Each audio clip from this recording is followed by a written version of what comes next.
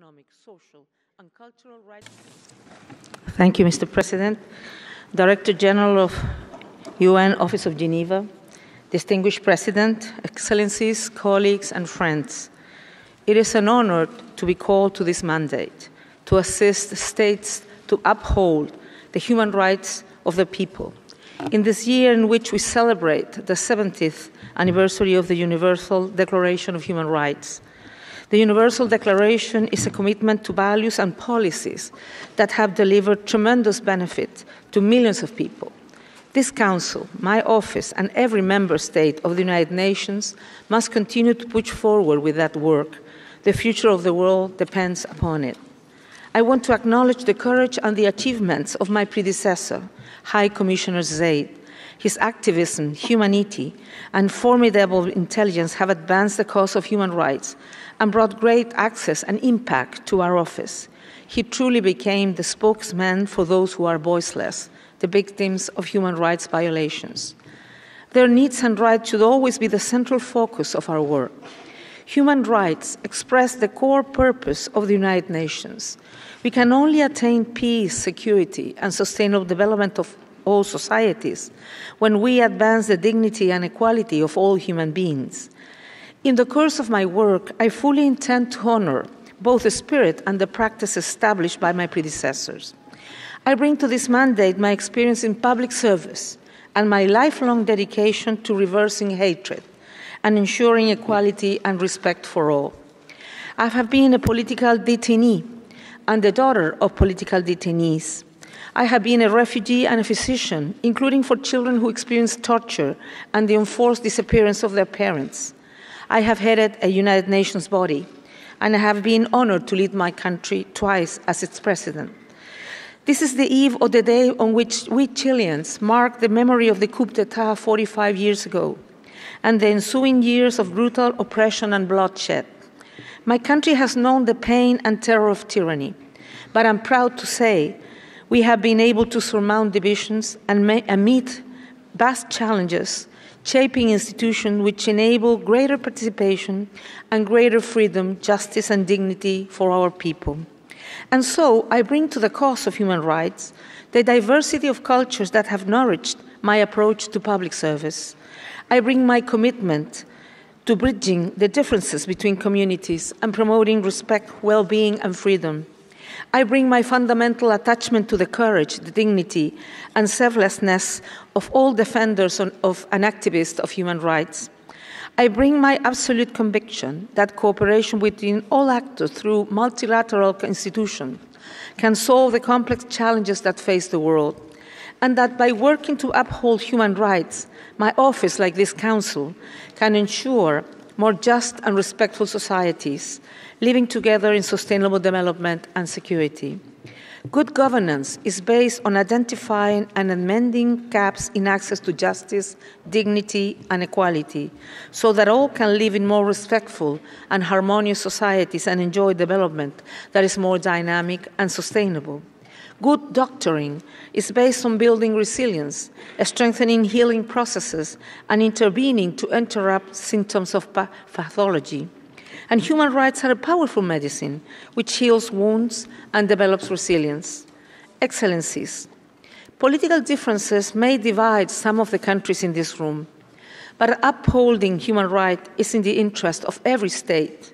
Your peoples seek a common agenda: rights, sustainable development, and peace. We can only progress towards that vision together. If we undermine multilateral institutions such as this one, we will fail to meet the challenges our people face. I have deeply admired much of the work done by this Council.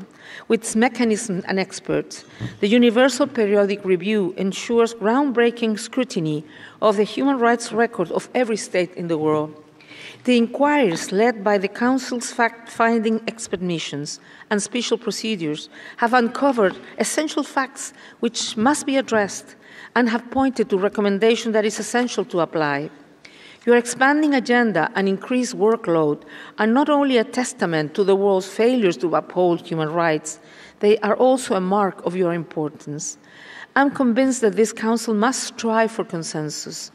I believe there should be more engagement by all member states, not sterile dispute not withdrawals, but collective, coordinated, and cooperative work to sustain core principles and common goals. Kofi Annan, for whom I had the deepest respect, often pointed out that in our complex, globalized world, no country, no matter how powerful or wealthy, can hope to solve the issues which face states. And I quote, "Governments have to show the courage, ambition, to look beyond themselves to find solutions and put in place new frameworks and rules." End of quote.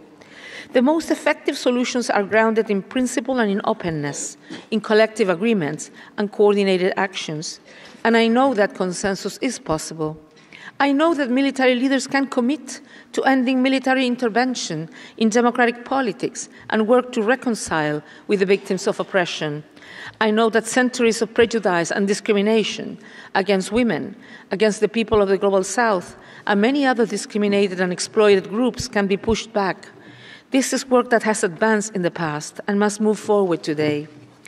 Excellencies, it is states which have the primary responsibility for upholding the rights of their people. I will always listen to the concerns of government. As a former head of government and head of state, I have shared some of these concerns and faced some of the same challenges. But above all, I will advocate for the civil, political, economic, social, and cultural rights that are the inherent entitlements of all people. I will strive to be the voice and their strong defender in complete objectivity, without fear of favor, and to urge all states to protect and promote all human rights without distinction. This Council too has the responsibility to speak out against every instance of human rights violation, regardless of sex, gender identity, race or ethnicity, religion, disability or migration status or other characteristic. Irrespective of the type of political regime in a given country, the Human Rights Council has the duty to advocate and to assist transformative improvements in upholding all rights.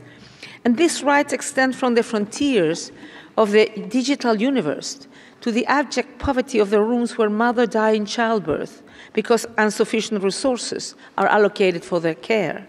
They include the prevention of conflicts, so often grounded in discrimination, inequality, and injustice. They include protection from and mitigation of the effects of climate change, work to uphold the rights of children, rights to health and to fundamental services, and measures which enable development by upholding the people's right to freely participate in making decisions on all matters that affect them. We cannot pick and choose from among our people's inalienable rights. They build on each other. Measures to promote equality drive powerful, sustainable economic development to which every member of society can fully contribute. Access to the best quality education and to economic and social rights help to diminish despair, mistrust, and violent extremism. It is by building access to all human rights that society becomes stronger and more able to resist unpredictable shocks. And although there may be legitimate divergency regarding the best ways of achieving these transformations, the principles which anchor them remain absolutely clear and unbearable. Mr. President, we stand on a firm foundation. Much work has already been accomplished, be it by my office, including by its 72 field presences around the world, by this Council and its mechanism, by the treaty body committees, and by the civil society activists represented in this room and those across the world. I hope to reinforce our common understanding. We can surpass national borders. We can promote more multilateralism, more cooperation, more dialogue, more consensus, and more coordinated action. We can build new strategies and stronger tools for prevention, early intervention, and also accountability. I firmly believe that the power of justice can deter and prevent even the worst violations and crime. We must push forward with the implementation of states' commitments. Norms and laws are vital, but they must be applied. I am convinced that by building up national institutions, we can ensure powerful constituencies for rights, which can contribute to making rights real. Mr. President, The country updates prepared by my office over the course of the past 3 months point to progress in some areas and many challenging situations. The official version of this speech on the office website includes issues related to migration, other concerns in Venezuela, Nicaragua, Hungary, the United States, and the countries of the European Union, with some recent concerns in Austria, Italy, and Germany.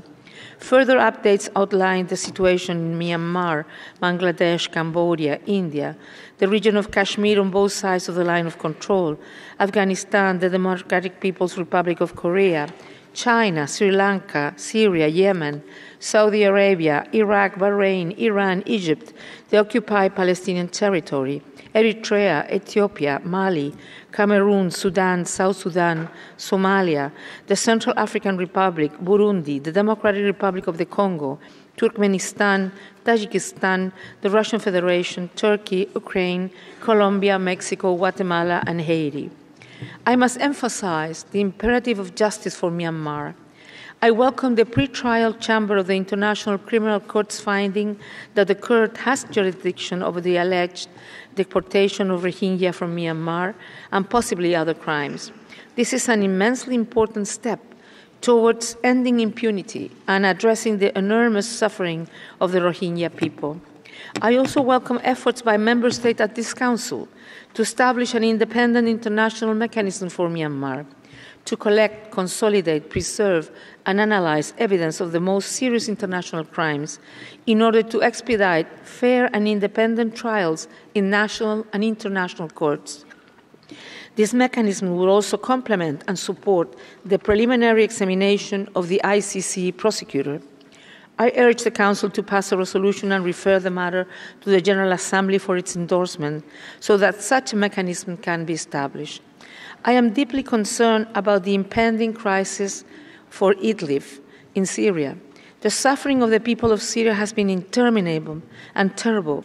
I urge all nations to take all necessary action to urgently ensure their protection, as well as justice for the massive human rights violation that they have endured. In Egypt, I'm shocked by Saturday's death sentence for 75 people, following another mass trial which failed to comply with international standards regarding due process guarantees. The trial of these protesters contrasts sharply with a recent law that bestows immunity on senior members of the security forces for human rights violations which they may have committed. Excellencies, this is a time of many setbacks for human rights, but it's also one of great opportunity. We stand on a strong, vital, and living body of law and norms which reflect the universal values that bind humanity. The covenants, the 7 other core human rights treaties, and the recommendation of all UN human rights bodies and experts are fundamental contributions to the work of preventing, mitigating, and ending human rights violation, including the inequalities and discriminations which torment so many of our fellow human beings. The voice of the Office of the High Commissioner is powerful in its authority, legitimacy, and objectivity, and it is far from the only voice that it raises in support of rights.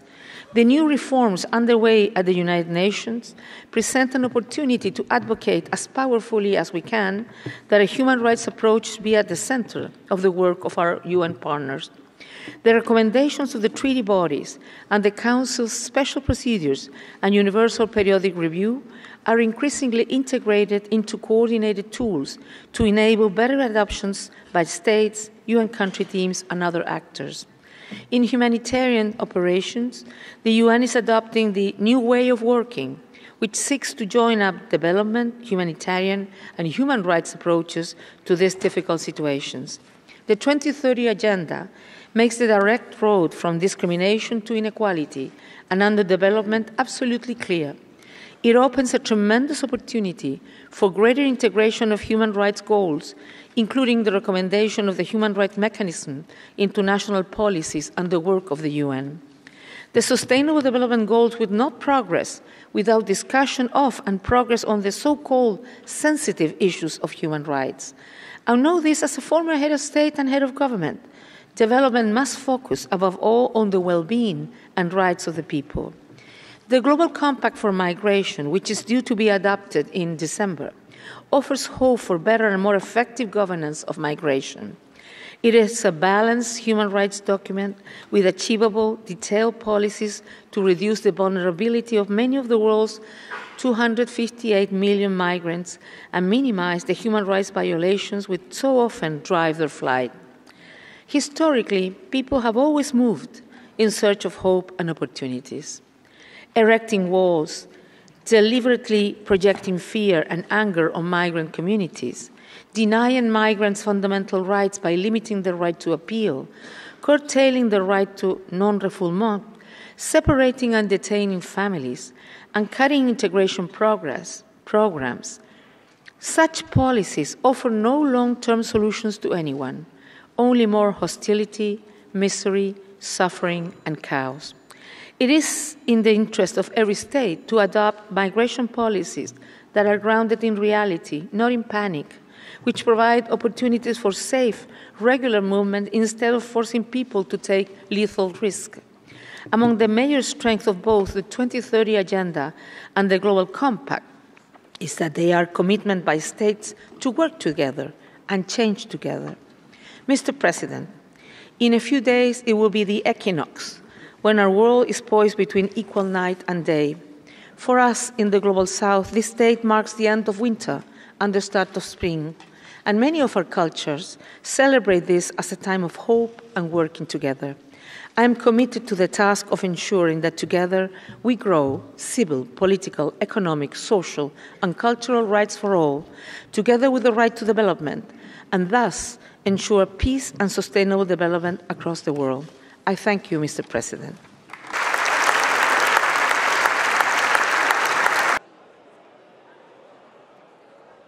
The courage and the achievements of my predecessor, development of all societies, when we advocate for children who experience torture and the enforced discipline. But I'm proud to say we have been able to surmount that have nourished my approach to public service, can ensure more just and respectful wounds and develops resilience. Excellency, the Council's fact-finding expert missions